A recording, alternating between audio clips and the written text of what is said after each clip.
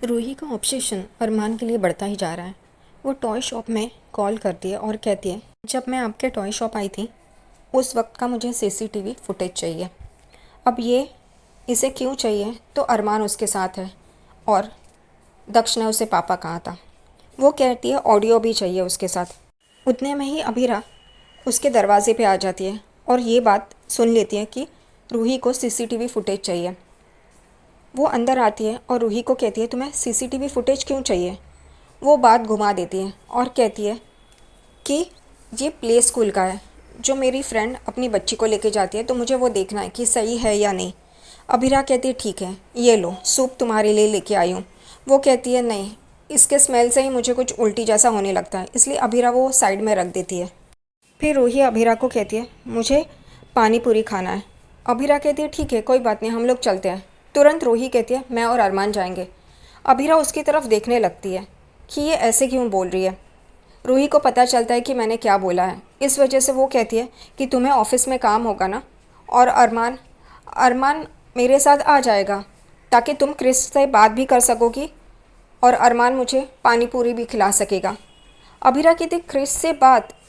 तो रूही कहती है, हाँ, आज जो कुछ भी हुआ है और उसने जैसे अरमान से बात की है, इस वजह से तुम तो उससे बात करोगी ना, तुम उसे समझाओगी ना। अभिरा कहती है, हाँ, वो बात तो सही है। तभी रूही कहती है, तुम उससे बात करो और अरमान भी वहाँ नहीं होगा तो ये बात अच्छी होगी ना, तो मैं अरमान को लेके पानी पूरी खाने जाऊँगी। आखिरकार रूही को अरमान चाहिए होता है उसके साथ, इस वजह से वो ये सारे बहाने बना रही होती है। अभिरा कहती है, हाँ, मुझे क्रिस से तो बात करनी है, लेकिन उसे थोड़ा ठंडा होने दो, मैं तुम्हें ले चलती हूँ पानी पूरी खिलाने के लिए। और रूही का मूड ख़राब हो जाता है। अभीर कमरे में आता है तो सारा कमरा उथल पुथल होता है। वो देखता है सारे कमरे को, सारी चीज़ें यहाँ वहाँ गिरी हुई है, जैसे किसी ने गुस्सा निकाला हो। फिर उसे कियारा देखती है बेड के पास बैठी हुई और अकेली ही बैठ के रो रही है। उसका फ़ोन बजता है। चारू उसे फ़ोन कर रही होती है लेकिन कियारा नहीं उठाती। अभीर उसके पास आके बैठता है और उसे समझाने की कोशिश कर रहा होता है। उतने में ही पोद्दार हाउस में अभीरा रूही को किचन में लेके आती है और भैया की तरह गमछा सर पे बांधती है। ये देख के रूही कहती है, क्या? अब ये मत कहना कि तुम पानी पूरी यहाँ बना रही हो और मुझे खिला रही हो। अभीरा कहती है, ये सही बात है ना, बाहर कैसे होगा क्या होगा पता नहीं, इसलिए मैं तुम्हें खिलाऊंगी और वैसे ही टेस्ट होगी। वो कहती है, नहीं, मुझे पानी पूरी नहीं खाना, मेरा मूड चेंज हो गया। और अभीरा उसे देखती रहती है। उतने में वहाँ पे आर्यन आता है और वो कहता है, अरे अभीरा भाभी, आप पहले बोल देते ना कि आप पानी पूरी बनाने वाले हो, मैं ये पनीर रोल तो मंगाता ही नहीं ना, फिर यही खाता। तो फिर अभीरा कहती है, आर्यन सा, आपको ही अब ये ख़त्म करना होगा और खा के ये बताना होगा रूही को कि कितनी अच्छी बनी है। वो कहता है, हाँ हाँ। और उतने में रूही की नज़र आर्यन के पनीर रोल पे जाता है और वो उठा के खा रही होती है।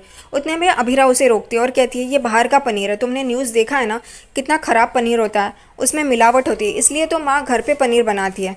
रूही गुस्सा हो जाती है। आर्यन वहाँ से चला जाता है, उन दोनों का झगड़ा शुरू हो जाता है। इसलिए रूही कहती है, तुम हमेशा मुझे रोक टोक क्यों करती रहती हो, मुझे जो खाना है मुझे खाने दो ना।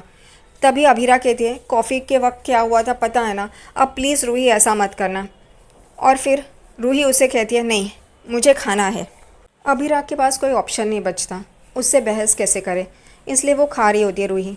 और अभीरा का मुंह देखती है तो उसका मुंह एकदम से उतरा हुआ होता है। वो कहती है, तुम गुस्सा हो मुझ पे? अभीरा कहती है, नहीं, मुझे पता है तुम्हें रोहित की याद आ रही होगी ना। उसे तो रोहित की याद नहीं आ रही होती है, लेकिन फिर अभीरा ने ऐसे बोलते ही वो कहती है, वो मेरा पति था तो मुझे याद आएगी ही ना। अभीरा कहती है, हाँ, मालूम है तुम्हें अकेला महसूस हो रहा होगा ना, इस वजह से लेकिन तुम अपने आप को अकेला महसूस मत करो। देखो, अगर तुम्हें कोई पसंद आए, तुम्हें ऐसा लगे कि तुम्हें आगे बढ़ना है, तो मैं तुम्हारा साथ दूंगी, मैं तुम्हें अपने प्यार से मिलाऊंगी। सिर्फ वो इंसान मिल जाए जो तुम्हें पसंद हो। और रूही उसे देखती है। अब रूही क्या बोले कि तुम्हारा पति ही मुझे पसंद है, वो दे दो, ऐसा करेगी अभीरा? नहीं। दूसरी तरफ अभीर कियारा को कह रहा होता है कि जो कुछ हुआ गलत हुआ, तुमने सबको बताया क्यों नहीं? कियारा कहती है, तो आपको क्या लगता है मुझे बताना चाहिए था? वो कहता है, वैसे भी हमारी शादी तो एक समझौता है, हम दोनों में ऐसा कुछ नहीं है, इतने महीनों से हम लोग एक साथ रह रहे हैं, लेकिन ऐसा कुछ भी नहीं है, इसलिए ये शादी को ख़त्म कर देना चाहिए। और मैं चारू से प्यार करता हूँ, तो मुझे उससे शादी कर लेनी चाहिए। ये सुन के कियारा को बहुत बुरा लगता है, वो बहुत ही बुरी तरह से रो रही होती है। अभीरा के चेहरे से रूही को पता चलता है कि अभीरा और अरमान में कुछ तो खटपट हुई है। वो उसे पूछती है, तभी अभीरा कहती है हाँ मुझसे एक गलती हुई है, इसलिए मैं उससे माफ़ी मांगना चाहती हूँ। और रूही इस बात का फ़ायदा उठाती है। अभीरा उसे फ़ोन करने ही जा रही होती है सॉरी कहने के लिए, तभी रूही उसे रोकती है और कहती है अगर तुम सामने से सॉरी कहोगी तो वो अच्छा रहेगा ना। और अभीरा कहती है हाँ ठीक है। रूही अरमान की राह देख रही होती है दक्ष को लेके। वो दक्ष को कहती है फिर से एक बार उसे पापा कहना। और उतने में अरमान की गाड़ी आती है और रूही बहुत ही खुश हो जाती है। वो बाहर आ ही रही होती है, उतने में अरमान गाड़ी से उतरता है और उसे एहसास होता है कि उसके पीछे कोई है, इसलिए वो देखता है तो अभीरा होती है। और ये देख के रूही भी चौंक जाती है। अरमान अभीरा की तरफ जाता है और रूही भाग भाग के उन दोनों की बातें सुनने के लिए एक जगह पे आती है और चुपके से उन दोनों को देख रही होती है, उनकी बातें सुन रही होती है। उसे बहुत जेलसी फील होती है कि अरमान मेरे पास आने के बगैर अभीरा के पास गया है। अभीरा के पास अरमान आने के बाद अभीरा उसे कहती है कि आई एम सॉरी। वो नीचे बैठ के उसे सॉरी कहती है उसका हाथ पकड़ के। अरमान उसे उठाता है, तभी उसके पीठ में दर्द शुरू हो जाता है। अरमान कहता है यही मैं कह रहा था ना, तुम कभी मेरी बात नहीं सुनती। वो कहती है क्या मुझे सॉरी कहना है। वो कहता है कि तुम्हारी पीठ में दर्द है, चलो मैं तुम्हें दवाई लगा देता हूँ। वो कहती है नहीं पहले मुझे सॉरी कहना है। तभी अरमान कहता है तुम कभी भी मेरी बात नहीं सुनती हो, मैंने कहा था ये बेबी वेट पहनो, फिर भी तुम पहन रही हो। तुम्हें क्या हो गया है अभीरा, मुझे समझ में नहीं आता।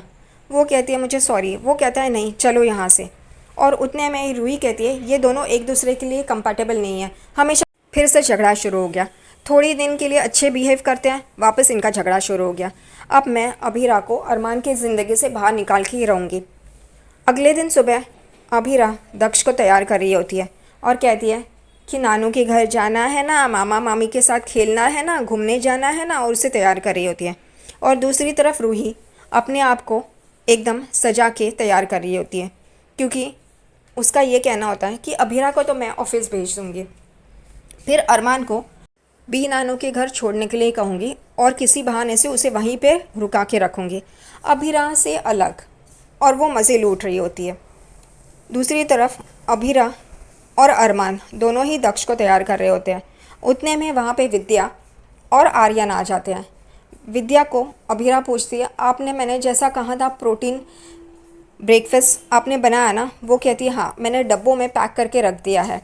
वो कहती है थैंक यू माँ, क्योंकि रूही को पता नहीं चलता उसे कब क्या चाहिए होता है, इस वजह से। वो कहती है कोई बात नहीं ठीक है। विद्या भी अरमान के बाजू में बैठ के दक्ष से खेल रही होती है। उतने में आर्यन एक फ़ाइल अभीरा को दे रहा होता है। अभीरा कहती है वहाँ टेबल पे रख दो ना। आर्यन वो फ़ाइल टेबल पे रखता है, लेकिन उसके हाथ से ग्लास नीचे गिर जाता है और पानी नीचे ज़मीन पे गिर जाता है और वो पोंछने ही जा रहा होता है। उतने में विद्या और अरमान के साथ वो वहीं पे दक्ष के साथ खेलने बैठ जाता है और अभीरा उस टेबल के पास होती है जहाँ पे आर्यन ने फ़ाइल रखी होती है। उतने में ही रूही हील्स पहन के वहाँ पे आती है। उसे ऐसा लगता है कि मैं हील्स पहनूंगी तो अरमान का ध्यान नहीं जाएगा, अभीरा का ध्यान नहीं जाएगा, लेकिन अरमान को मैं अच्छी लगने लगूंगी। ये उसकी थॉट प्रोसेस होती है।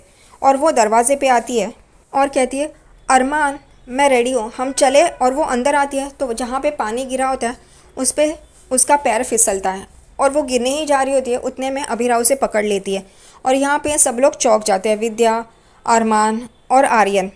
लेकिन अभीरा उसे पकड़ लेती है और वो एकदम से चौंक जाती है कि मैं गिरने वाली थी। अभीरा कहती है तुम ठीक हो ना। विद्या भी उसके पास आती है और रूही को कहती है तुम ठीक हो ना। सब लोग चौंक जाते हैं, अगर रूही गिर जाती तो पुक्की का क्या होता। दूसरी तरफ मनोज संजय फूफासा के पास आते हैं और कहते हैं कि इस फाइल पे तो मैं और अभीरा काम कर रहे थे, आप ये क्रिश को कैसे दे सकते हैं। तभी संजय फूफासा मनोज को कहते हैं तुम तो वैसे भी लाचार हो, तुम्हें अभीरा का सहारा चाहिए होता है, लेकिन मेरा बेटा इस केस पे अच्छी तरह से काम करेगा क्योंकि मैं उसके साथ हूँ।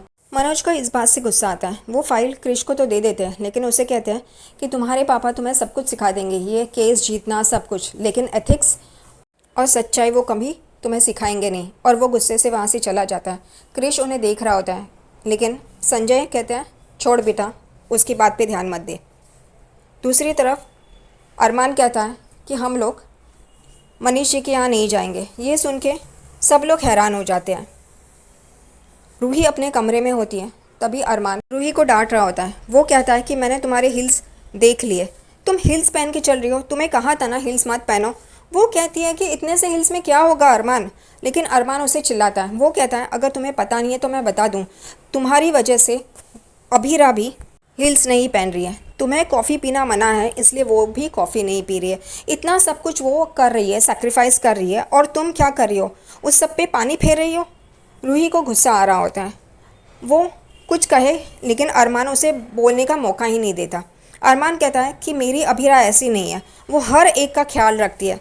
मेरा पुखी और तुम दोनों का वो बहुत अच्छी तरह से ख्याल रखती है।